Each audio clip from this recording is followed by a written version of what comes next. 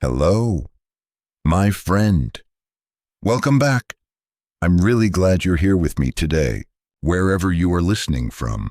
Maybe it's early morning, maybe late at night, maybe you're walking, resting, or simply sitting quietly.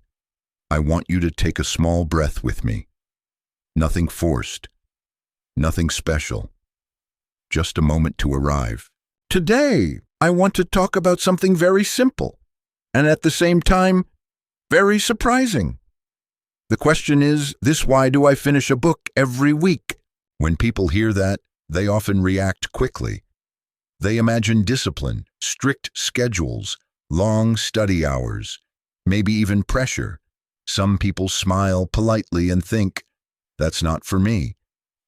Others feel curious, and some feel a little tired just hearing the idea. But this is not a story about being special. It's not about speed, and it's not about intelligence. This is a story about rhythm, about attention, and about how language becomes part of your life when you stop chasing it and start walking with it. I want to take you on a small journey today, a quiet journey. One that begins with a book, but slowly opens into something much larger: the way we live, the way we notice, and the way we speak. Let me start with a simple scene. Every Monday morning, I do almost the same thing. I wake up, make a cup of tea, and sit near a window. The light is usually soft.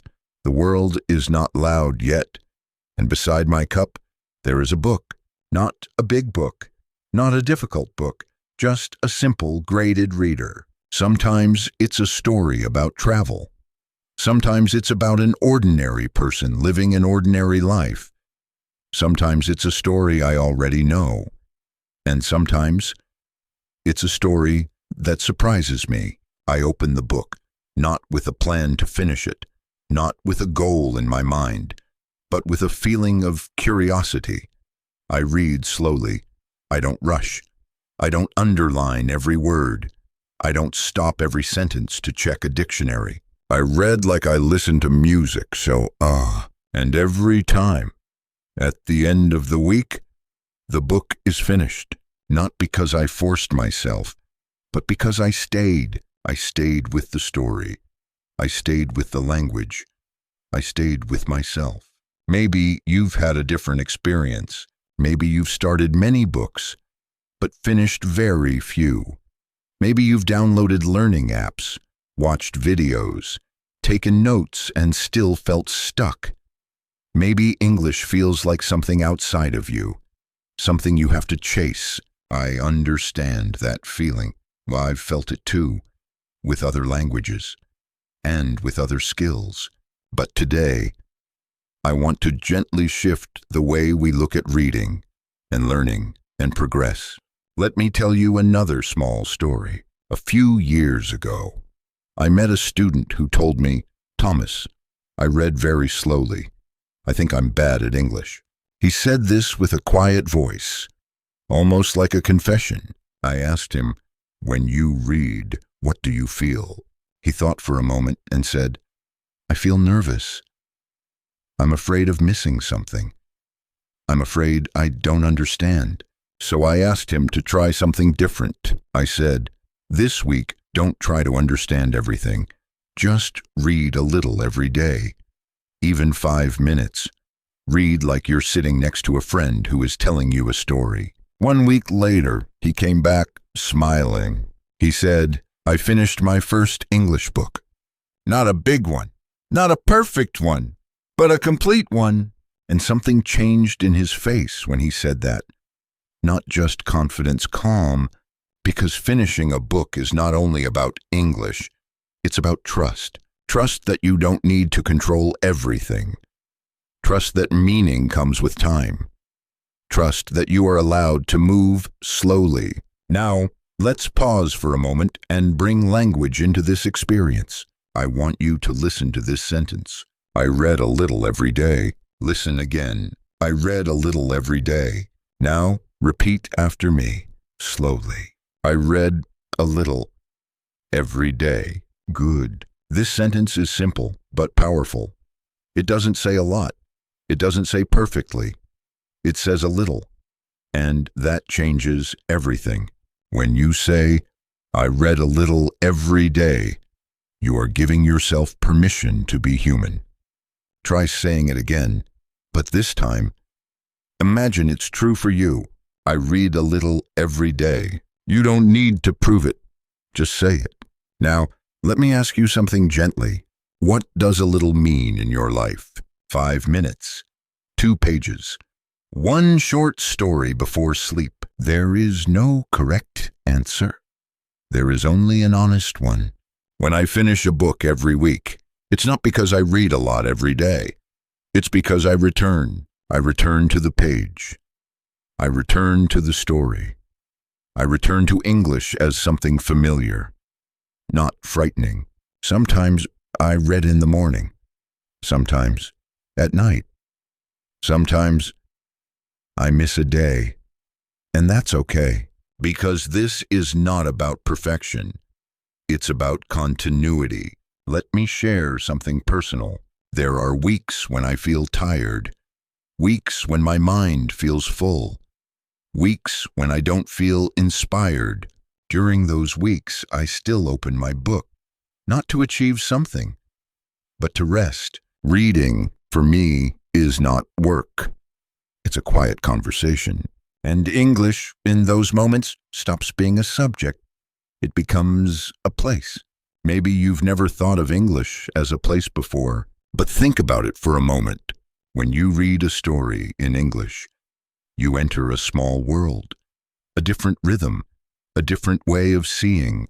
And when you return to that world again and again, it becomes familiar. Let's explore another sentence together. This story feels familiar. Listen. This story feels familiar. Repeat after me. This story feels familiar.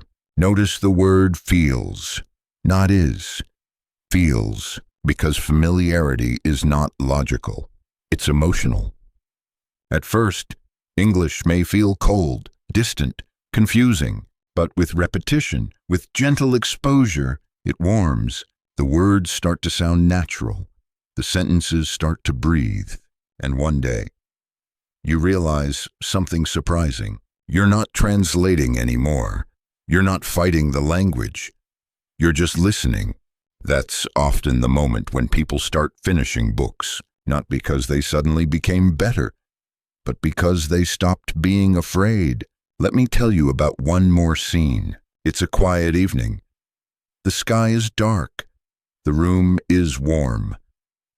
I'm sitting with a book I've already read before. I know the ending. I know the characters. And still, I read. Why? Because this time, I'm not reading for information. I'm reading for presence. I notice how the sentences move. I notice how simple words create emotion. I notice how silence exists between lines. And sometimes I read the same paragraph twice, not because I didn't understand it, but because I like the feeling.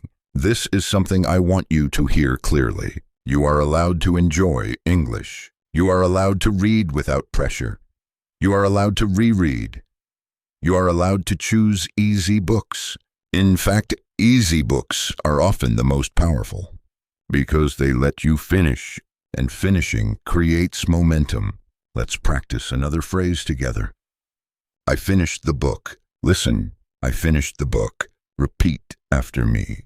I finished the book. Say it again, a little more confidently. I finished the book, even if you haven't finished one yet. Let your mouth feel the sentence, because language is not only about truth, it's about possibility. Now, I want to connect this to something deeper. When we finish a book, we complete a journey, even a small one, and our brain remembers that feeling. Completion tells your mind, I can do this, and that belief quietly changes how you approach the next book, and the next conversation, and the next challenge. This is why I don't focus on how many words I learn. I focus on how often I return. One book a week is not a goal. It's a result of choosing stories that match my level, a result of reading slowly, a result of kindness toward myself. And I believe the same can be true for you. Maybe not one book a week, maybe one book a month, maybe one short story at a time. The number is not important. The relationship is. Let me ask you something softly. When you think about English, how does your body feel? Tense, curious, tired, hopeful. There is no wrong answer. Just notice, because when learning becomes stressful, the mind closes. But when learning feels safe, the mind opens. This is something I've learned not only as a teacher, but as a human being. We grow in spaces where we feel allowed to be incomplete, and graded readers, simple, gentle books create that space. They say to you, you don't need to be advanced to enjoy a story. And that message is powerful. Let's slow down again and practice one more phrase. I read for enjoyment. Listen. I read for enjoyment. Repeat. I read for enjoyment. Notice how that feels different from I read to improve. Improvement will come. Fluency will come. But they come quietly, as a side effect of enjoyment. Now, I want to share a small truth with you. There are weeks when I don't finish a book. And that's okay, because finishing is not the point. Connection is. But interestingly, when connection is strong, finishing happens naturally, like walking with a friend and suddenly realizing you've gone very far. That's how language works when you stop measuring every step. As we move toward the end of our time together today, I want you to carry one simple idea with you. You don't finish books because you're fast. You finish books because you stay. You stay with the language. You stay with the story. You stay with yourself, even when it's uncomfortable. And every time you open a book again, you are practicing something much bigger than English. You are practicing patience. You are practicing attention. You are practicing trust. When we talk about our reading habits, we are not just talking about study techniques. We are talking about how we treat our own minds. I think language learning is one of the most honest mirrors of how we live. If we rush, language feels rushed. If we judge ourselves, language feels heavy. If we soften, language softens too. Maybe you've felt this. Maybe you're feeling it right now. So tonight, or tomorrow, or sometime this week, I invite you to do something simple. Choose a book that feels easy. Open it without expectation. Read a little, and then stop, not because you're tired, but because you want to come back. That desire to return is the secret. You are not just learning English. You are learning how to notice, how to stay, and how to let understanding arrive in its own time. And that skill will follow you far beyond books. This is English with Thomas. I'm Thomas. Keep speaking, keep growing, and keep trusting yourself. And as we continue together, I want you to imagine that nothing new is beginning right now. We are simply walking a little further along the same path. The book is still open. The page is still warm under your fingers. The language is still moving at its own gentle pace. There is something I didn't say earlier, something important. When people hear that I finish a book every week, many of them assume that reading is the center of my life. But that's not true. Life is busy. There are days filled with conversations, responsibilities and noise, and distraction. Reading does not replace life. Reading fits inside it. Sometimes I read while waiting. Sometimes I read before sleeping. Sometimes I read when I feel a little lonely and don't want to scroll, don't want to rush, don't want to escape. I read because it keeps me present, and presence is the real habit. Let me share another quiet moment with you. There are evenings when I sit with a book and realize that my mind is not fully there. I read a page, and then I notice that I don't remember it. So I go back, not with frustration, but with curiosity. I read it again, slower this time, and something interesting happens. The second reading is almost always better. The words feel softer. The meaning feels clearer. And I realize that the first reading was not a failure. It was an invitation. This is very important for language learners. Understanding does not always arrive the first time, and it doesn't need to. Let's take a sentence and feel this together. I read it again. Listen carefully. I read it again. Repeat after me. I read it again. Now say it one more time, slowly. I read it again. This sentence is gentle. There is no shame in it, no apology, just a simple action. Reading again is not going backward. It's going deeper, and the same is true in life. Sometimes we need to hear things twice. Sometimes we need to experience things again. Sometimes we need to return. This is why short books work so well. You finish them, yes, but you can also revisit them.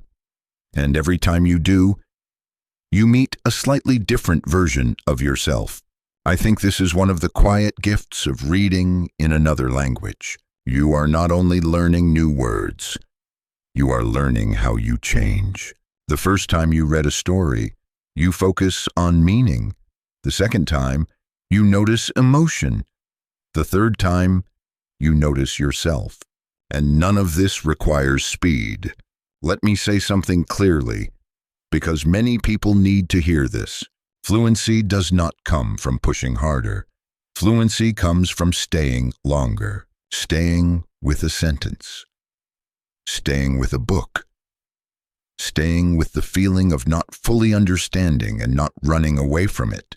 That feeling, that small discomfort, is not a problem. It's a doorway. When you sit with it calmly, your brain relaxes. And when the brain relaxes, language flows. This is why pressure slows learning, and this is why gentle repetition accelerates it. Let's practice another phrase, one that reflects this mindset. I take my time. Listen. I take my time. Repeat. I take my time. Say it again my end, and let it feel true. I take my time. This sentence is not lazy. It is wise. When you take your time, you give meaning space to arrive. And when meaning arrives naturally, it stays. Now, I want to talk about something that often surprises learners. Finishing books builds confidence in speaking. At first, that connection may not be obvious, but think about it. When you finish a story, you have something inside you. Characters, situations, emotions, language patterns, and suddenly, when you speak, you are not creating from nothing. You are drawing from experience. You might say, the story reminds me of, or I read a book where the character felt, or even, I'm not sure how to say it, but all of these are signs of real language use, language that lives in you. And this is why I don't separate reading and speaking in my mind. They are part of the same flow. Reading feeds speaking. Speaking clarifies reading, and both grow best in calm conditions. Let me ask you another gentle question. When you imagine yourself speaking English fluently, what do you see? Someone speaking fast, someone speaking perfectly, or someone speaking comfortably? I believe comfort is the truest form of fluency, and comfort comes from familiarity. The more familiar English feels, the less you need to perform. You don't need to impress. You don't need to rush. You don't need to be someone else. You can just speak. This is what weekly reading quietly builds. Not skill alone, but ease. And ease is powerful. I want to return to the image of the book for a moment. Every finished book is like a closed circle, a complete shape. And our minds love complete shapes. They bring a sense of rest, So when you finish a book, even a small one, your mind relaxes. It says, "That's done." And that relaxation creates space for the next thing. This is why unfinished books often feel heavy. They stay open in the mind. But finished books feel light. They leave behind confidence, not pressure. This is also true beyond reading. When you finish something, you trust yourself more. And when you trust yourself more, learning becomes gentler. I think this is why many people who struggle with English are not actually struggling with language. They are struggling with self-trust. They have been told, directly or indirectly, that they are slow or not talented or not good at languages. And over time, they start to believe it. But language does not require belief in talent. It requires belief in time. Time given patiently. Let me offer you a quiet reframe. Instead of asking, "How long will it take me to be fluent?" try asking, "How can I make English part of my life this week?" That question has no pressure inside it. It invites creativity, not judgment. Maybe English is 5 minutes before sleep. Maybe it's 1 page in the morning. Maybe it's listening while walking. When English becomes part of life, it stops feeling like a test. And tests are what make people quit. Life is what makes people stay. As we slowly move toward closing, I want to leave you with one final image. Imagine yourself 1 year from now, not perfect, not fluent in every situation, but calmer. Imagine that English feels familiar, like a room you've entered many times. You know where to sit. You know how the light feels. You know that you belong there. That future is not created by big effort. It's created by small, repeated kindness toward yourself. 1 book, 1 story, 1 quiet return. And week by week, without forcing anything, you realize something beautiful. You don't need to finish books every week to succeed, but when you read with presence, you often do. And when you do, it's not an achievement. It's a natural result of staying connected. And now, we let the words rest. Not because there is nothing more to say, but because you have already received what you need for this moment. Like finishing the last page of a book and closing it slowly, feeling its weight, its quiet presence. You don't need to remember everything you heard. You don't need to do anything immediately. Just carry the feeling with you, the calm, the permission to move slowly, the trust that returning is enough. Whenever you open your next book, or read your next sentence, or speak your next word in English, let it be gentle. Let it belong to your life, not stand apart from it. Learning does not need to be loud to be real. Progress does not need to be fast to be true. Thank you for staying with me. This is English with Thomas. I'm Thomas. Keep speaking, keep growing, and keep trusting yourself.